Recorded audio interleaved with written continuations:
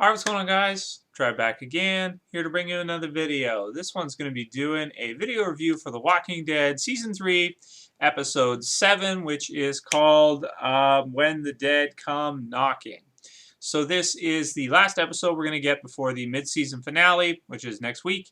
And then we're going to have, I think it's about 2 months break. Let's see. Next week will be just the start of December. So December, what is it? December... Okay, so December 1st, and then I think they'll return in February. So at least 2 months off, probably 2 months and a couple weeks off before The Walking Dead comes back.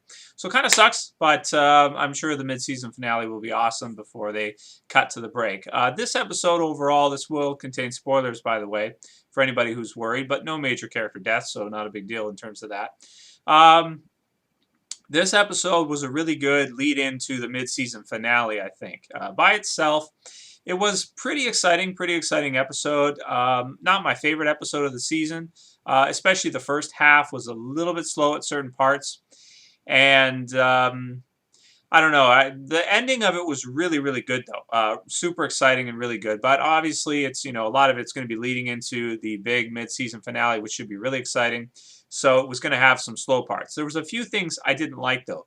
You have the scenes with Milton and Andrea, and they are sort of, Milton is performing like a experiment, so to speak, to try to see if there's any kind of remaining consciousness in walkers after they turn, in which Andrea basically tells him right away there isn't, and he pretty much finds that out in this episode. I mean, that was kind of reminded me of Day of the Dead, which is one of the George A. Romero movies, one of the original zombie movies, and the way you have like scientists doing experiments on them, and it's all kind of pointless. In this too, also very pointless. I don't see the purpose in trying to find out what remains of their consciousness afterwards and how that could be used, and it seems pretty obvious to me. I think it's kind of one of those bullshit baffles brains type of things. One of my old favorite sayings, bullshit baffles brains. Sometimes you get people that are very intelligent, but they kind of overcomplicate things and they focus on the wrong things, and Milton, to me, kind of seems like that, and he really, overall, is just wasting his time. So that's my 2 cents with that. Now, maybe, if he's never seen it before, maybe that's something he wants to analyze, and maybe the governor's not going to tell him not to, because he's got to keep him busy, he's got to give him things to do. But it definitely, from our perspective, from a viewer perspective, is a freaking waste of time. So that was kind of like filler. Also, now, the title of the episode, When the Dead Come Knocking, I think is kind of interesting because one of the more exciting parts of the episode is where the characters of Rick and the rest of the group that's gone out there, the fighters, so to speak, have gone out there and they see a little barn that they kind of run into. And there's a guy living inside it. And he's just like got his, like a huge rifle there, a double-barrel shotgun or whatever that was. And I just thought that was so weird. It's like, how would this guy survive all this time and just be like in this little cabin, like out in the middle of nowhere? Meanwhile, he is surrounded by walkers. Now, I don't know if he's supposed to be part of the governor's crew or what's going on with that, but I find it really, maybe he is, but I find it really hard to believe that there would just be this guy like in like a cabin just in the middle of nowhere. I mean, if you think of like the second season of The Walking Dead, and even the first two, aside from the group running into Herschel and his little group there was not many survivors like around. Like there was the Vatos, but I mean, you wouldn't think that one guy just by himself would be out there. I mean, Michonne, she's an exception, but just some guy with a shotgun just like sitting there while there's like, herds of walkers all around him. It just, to me, didn't make much sense, so whatever, that was okay. But it was an exciting scene. I really liked when Michonne stabs him in the shoulder. That was really exciting. It was worth it, too, and it was creative. Definitely something we haven't seen before is that cruelty side of Rick, where he's just become that full-on badass. I mean, they kill the guy, and then Rick literally feeds him to the walkers to keep them distracted. I mean, that's something we have not seen Rick do before. So that was new and inventive and creative, and I liked that. That was fun to see. I liked how, it seemed like they had like a formation, so they have like a strategy, and they fight, they fight so well, like part of Rick's group, and he's such a good field leader. in having them get into formation. Everything that happens with that was really really exciting to see, really cool. The whole scene, I really like that a lot. Let's see. So they leave there, and at the end of the episode, basically come up to Woodbury, and you kind of knew it was going to end right at that, because obviously the mid-season finale is going to be the big shebang. Should be a lot of fun and really exciting. Also saw in the preview that Andrea says she saw them, and the governor's beside her there, and she's got the gun. It'd be really interesting to see who she's going to fight for. I got to say it's going to be Rick's side, but we'll see what happens. I mean, I'm guessing near the end, there's going to be some really, I'm really excited for next week. I'm assuming there's going to be some really exciting stuff happening, because you've got Andrea with her, what's she going to do? You've got Daryl with her, which side is he going to be on? Merle, somebody's going to change sides. Obviously, Andrea's probably going to change sides. Daryl, I think, is going to be loyal to Rick no matter what. Merle, I don't think he's really loyal to anybody, to be honest with you. I think he's afraid of the governor. I think he fears him, but I don't think he's loyal to him. I think he would turn sides too. So, we'll see what happens with that. Obviously, the whole, battle between them, the war between them is just beginning, and there's no way it can end next episode. There's just no way the governor's going to die next episode, or something like that's going to happen. So we'll see with that, but it's going to be really, really exciting. I'm just absolutely just, oh man, I'm losing it over it. I can't wait to see it. But this episode, I mean, aside from the good lead-in, there was a lot of slow parts at the beginning, getting ready for it. I mean, that's going to happen with it, because, you're leading up to that. So that's that. Let's start from the beginning. So Glenn and Maggie have the interrogation scene where you have Merle kind of beating the crap out of Glenn, which we kind of saw in the sneak peek in the promo for the week before. Some interesting stuff in this, and kind of interesting ways they went. So I like the way you have, Merle and Glenn go at it. And I guess, kind of it makes sense now that you get to hear from Merle that he feels abandoned by that group. He feels abandoned by what Rick did to him before, and Glenn, and he's just like, F these people. He actually hates them, even though Daryl might be with them.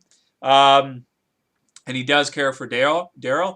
He hates them like just as much, it seems like. So he'll do whatever it takes to get revenge on them, it seems like. And cool when Glenn tells him the T-Dog's dead. Another interesting part is when Glenn is kind of like showing off the amount of people they have, and he mentions Andrea. And Merle's like, is that a fact? And because Merle knows he's full of shit, because Andrea's there, obviously. And Glenn doesn't know that. So that was kind of interesting. The part when Glenn fights off the walker, that was actually really, really exciting. A really exciting scene, I thought. And kind of a little unrealistic, but it was kind of cool, too, at the same time. Whatever, it's a zombie show. And at the end, I like how Stephen he like yells afterwards, like a battle cry. That was pretty sick. I like that a lot. The scene with the governor and Maggie, kind of what we were talking about last week with the whole predictions for it and whether or not he was going to assault her.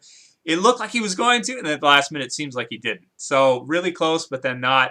And I figured, too, at the same time, it's kind of like, because he's got Andrea. He's got Andrea, so he doesn't really need to do that. Not necessarily. I mean, if you think about it. So whatever. So that was kind of cool. I liked all of that. Carl had some badass moments there in the scene, like when he's like, like looking at his holster for his gun as Michonne's there. Also, the parts with Michonne were cool, where they're kind of getting to know her. I like how Rick is just being a total asshole to her, and she's like, touch me again. That was just great. It's funny because in the comic book, we're so used to seeing them together that we forget that in the TV show, they had not met up until now. So now when they meet, it's kind of like, they don't necessarily trust each other. Rick takes away her sword and all of that kind of stuff. He pokes her in the shot and everything and all of that. And they almost blow her damn head off, or at least crossbow her in the head. So that was pretty interesting too. I like that scene. Everything about that was cool. Let's see, going through. So then the group heads out. So who do we got heading out? We've got Rick, Daryl, Oscar. Let's see, who else was there? Rick, Daryl, Oscar, Michonne. Am I forgetting anybody? I think that's it. Maybe I'm forgetting somebody, but I think that's it. Because where's Axel? I don't think Axel went with him. I think he stayed. Carl stayed. Beth stayed. Carol stayed. Herschel stayed. The baby obviously stayed. So I think that's it. So that's 1, 2, 3, 4. And Michonne's kind of injured. So they only have 4 people going against what the governor has. So, but obviously, it's Rick. And I like the scene also, too, where the governor mentions that Merle said that area could not be cleared out. Like it's not possible. You couldn't do it. And they actually did do it using Rick's strategy, and it just shows how tough and how badass Rick's group is. And in the TV series, I like a lot how Rick's group is actually way more battle tested and way harder than the governor's group. They've probably killed way more zombies themselves.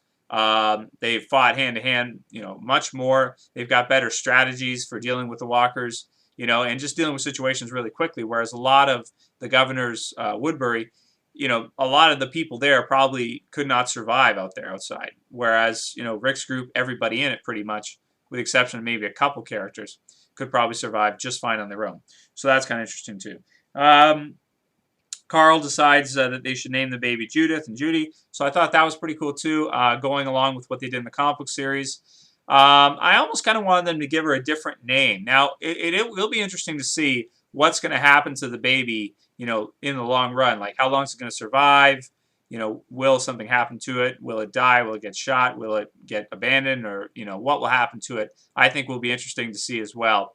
And so that was kind of a cool moment between Carl and Rick there as they were discussing that. And, just kind of a bonding moment. So that was good. Also, speaking of which, when Carol meets up with Rick again, that was a touching moment. I like the acting was really good too. You could kind of tell the meaning of it was that kind of an appeal to your emotions there, where Carol looks at Rick looks back at her, and they don't say anything, but that he's communicating to her that Lori didn't make it without even having to say it.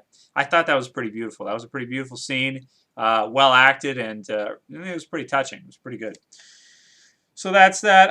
I'm probably leaving out a few little things here and there, but nothing crazy. I mean, it was a good episode overall, but just makes me more excited for next week, and it's kind of a tease. You got to wait a whole week to see that. So anyway, I'm going to give the episode an 8.5 out of 10. Thought it was really good for a regular episode and a lead up.